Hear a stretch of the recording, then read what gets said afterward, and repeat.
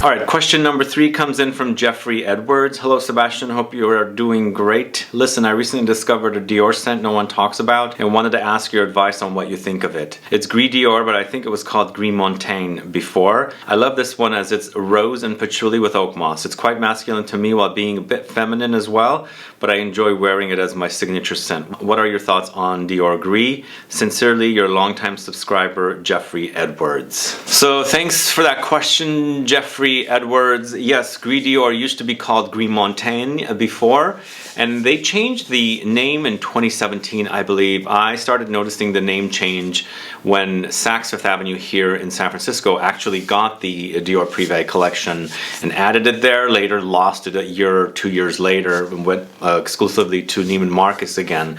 I wasn't a fan of it until I actually really dug into it, because there were fragrances in this collection that I really enjoyed, and for some reason I just kind of like ignored Gris Montaigne, and then later becoming Gris Dior. So originally it was launched in 2013 and it became Gris Dior in 2017, and I have a bottle here, and I recently featured it in my Rose Chypre fragrances video. This is actually a Chypre. It's a modern Chypre, and I'm not sure how much oak moss they're using in here. It's supposedly in here. I kind of do smell that kind of earthiness that oak moss has, but lots of rose as well. And there's also patchouli here with a big dosage of bergamot. There's definitely the juicy, citrusy touches here. And of course there's some cedar, amber, and sandalwood as well. For me, I feel like it's definitely a solid release, but I think for some noses this might actually scream classic, because it is a Chypre, and a lot of folks consider Chypre fragrances classics. I mean, it's kind of in the same ballpark of something like Portrait of a Lady, which is also a Rose Chypre, but then again, that also screams classic and also feminine, and I've had comments come in a lot for that fragrance, associating it with grandmas, older people, and things like that. I guess a lot of people that don't understand Chypre fragrances would associate them to be classic or tired or older demographic kind of fragrances. So I feel like this would also kind of be associated with that kind of a style, but I'm not 100% sure. It's not as spicy. It's not as spicy and warm spicy like Portrait of a Lady is. It's definitely a lot more citrusy here. Definitely the prominence of the citruses is there, but in the end it is oak moss, it is patchouli, and it's a lot of rose, and this combination is very classic, and that's how Chypre fragrances were. Although Chypre fragrances rely on bergamot for top notes, labdanum for heart notes, and oak moss in the base notes, and the rose and patchouli were extra additions. Generally they were not there and they were there, kind of a thing. Here I feel like this is definitely a full-on kind of a classic modern take on a Chypre fragrance, but I enjoy it. I like its smell. It does have decent longevity. It's not a screamer, although when you first spray, probably within the half hour to an hour, it does have a nice massive projection for this particular fragrance. But in the end, just like all other Dior Privé collection fragrances, they are not really like big in your face beast mode fragrances. It's a designer after all. It just has a very unique smell. It's a unique smelling fragrance, which is what I usually look for, and then I decide if I really want a fragrance because of the smell and how unique it is, or if I want a fragrance because of its performance, because none of the fragrances from Dior Privé, or even any designer fragrances from signature line to you know, their private collections, they're not like the biggest beast mode fragrances. I mean, there are the rare exceptions, like Dior Homme Parfum from Dior does have a lot of beast mode touches, and maybe even Sauvage Elixir, but not necessarily everything that they launch are extremely intense, and this being an example of it. But for me, it has great lingering power, and the kind of notes they're using here, even though it doesn't scream too much, it does have that lingering power. So if you like the idea of rose Chypre, oak mossy kind of touches, earthy touches for sure, green, woody, earthy, spicy touches, this is definitely a solid release. I'm glad they kept it. I did enjoy Gris Montaigne a little more. I think Gris Montaigne had a little more association with something to do with Dior, and I don't know what triggered the name change. Perhaps Gris Dior is a lot easier to say than Montagne, which basically means Grey Mountain, I believe. And this is Gris Dior, basically what it stands for. But yeah, I think it's a solid release. Definitely deserves to be talked about or spoken about. Not many people talk about it. I enjoy it. It's not one of my all-time loves. It was also a later discovery, as I said. It was not one of the ones I gravitated towards when I first discovered this collection in 2012. Although when I first discovered it, this wasn't even launched yet. It launched in 2013 as Gris Montagne. But still, I kept going back to like Leather Oud, meets Bois d'Argent, Vetiver, and some of their other fragrances. And then later on, like 2016, 2017, this started really kind of coming into focus for me and enjoying it. So anyway, Jeffrey Edwards, yeah, I agree. This is a great scent, definitely deserves to be spoken about. And let me know from you guys, are you a fan of Gris Dior? Do you enjoy this particular fragrance? Do you enjoy cheaper fragrances? Do you like the Dior Privé collection? I should say this is 250 ml for $450. Prices have gone up. When I first got into this game, these were like the higher price of $200. It's not $450. And I feel like a lot of fragrance prices are really going way up. But it's just $450 for 250 ml. 125 ml is $330. So it's better deal to pay 120 more to get 125 more milliliter. Or if you want a 40 ml, it's $125. So it is kind of on the pricey side. And when you think about that, maybe it might not even be worth getting Dior Privé fragrances and going to a more niche fragrance where you know the performance is going to be. But I haven't smelled anything like this in the niche world.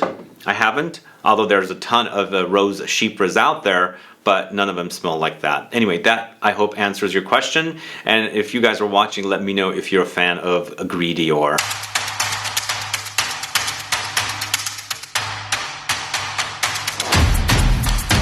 Hi guys, the video you just watched was shot late February. I think it was somewhere around there when I aired it. It's a part of a long format video called Your Fragrance Questions Answered, and that was number 5.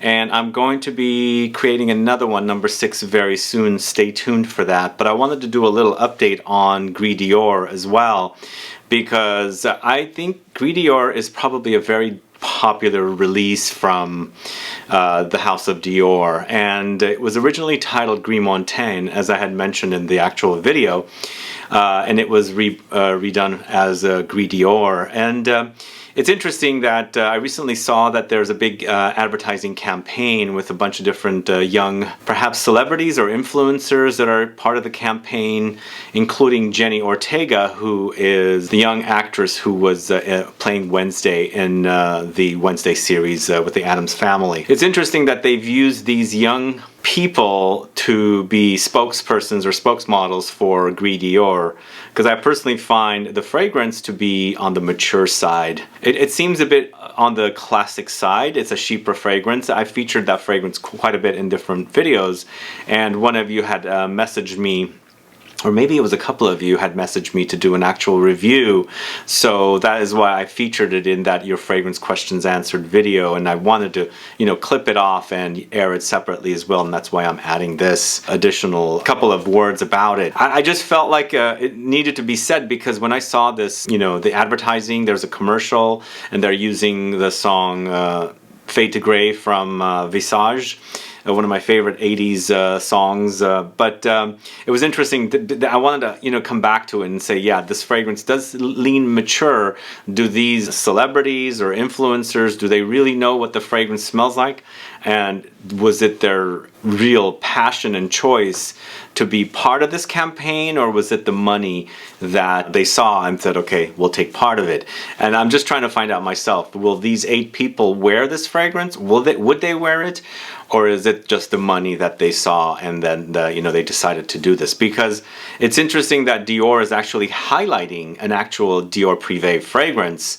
I've never seen them do that. This is the first time I've seen them do that. So they must really believe in this fragrance to be doing that, because I'm sure they spent a lot of money to pay for these folks, and of course license that song Fade to Grey as well in this video. But you know, I really enjoy the fragrance myself, really love it. I love cheaper fragrances, and I do agree it's classic leaning with a modern twist for sure, and that's why I just wanted to highlight to say, yes, do these people really dig this fragrance? Because I could see these folks more as part of campaigns for like very modern fragrances, you know, from the designer's signature line, but something from a Privé line that's classic leaning. I just felt a bit, you know, odd about it, but it's great. I feel like Jenny Ortega, I think, fits the actual fragrance because it's a dark fragrance. I don't know, I think I would say it's a bit on the gothic side. It has these kind of like dark qualities to it. It's rose, it's a dark rose, it's oak mossy or mossy with patchouli, a bit leathery, but for sure definitely leaning classic. So I guess I could see that whole connection with Jenny Ortega. I just didn't see it with the other you know, influencers and you know, actors or whatever they are. But what do you guys think about this whole connection with these youngsters? Do you think they really would wear this fragrance? Would they wear it, or is it just the money that they saw? And again, what do you guys think about Dior promoting a classic, an older fragrance from their catalog in a brand new ad? I'm not seen anything like that before. And as I said, it's the first time I'm seeing a Dior Privé ad campaign. Have you guys seen one before? I've not. And I've been doing this for a while now, 2012. I've never seen an actual Dior Privé fragrance in an ad campaign, so this is the first time. How did this all come about? It makes me very, very curious to see what made them decide to do this. Like, why pick Gris Dior? And it tells me that it's a very popular fragrance. They sell quite a bit of it. And I've asked my sales associates that I deal with what are their most you know, most popular sellers, and it does come up frequently. They'll mention, you know, Feb Delicious and a few others like Oud Ispahan and things like that. And then they'll mention Gris Dior as well. But let me know your thoughts. Are you a fan of Gris Dior? Are you curious to smell it now that it's like being hyped by the brand itself? Yeah, I mean, I've received questions, as I said, for an actual review. This is it. I featured it also recently in a video of Chypre fragrances for Oakmoss. If you haven't caught that video, go catch it. But I don't know if they're really using real Oakmoss or true Oakmoss in Gris Dior. Perhaps they're using, you know, the extraction that they're doing now to use Oakmoss, where they can use a fraction of the ingredient and remove all the parts of the Oakmoss that's supposedly not good for our skins. But again, I really like the fragrance. It does lean classic, and I was a bit surprised to see these young celebrities, you know, as part of the ad campaign for Gris Dior. But let me know. Put a comment down below. I'd like to find out from all of you what you guys think about this particular fragrance and the ad campaign. Thanks so much for watching. Bye-bye.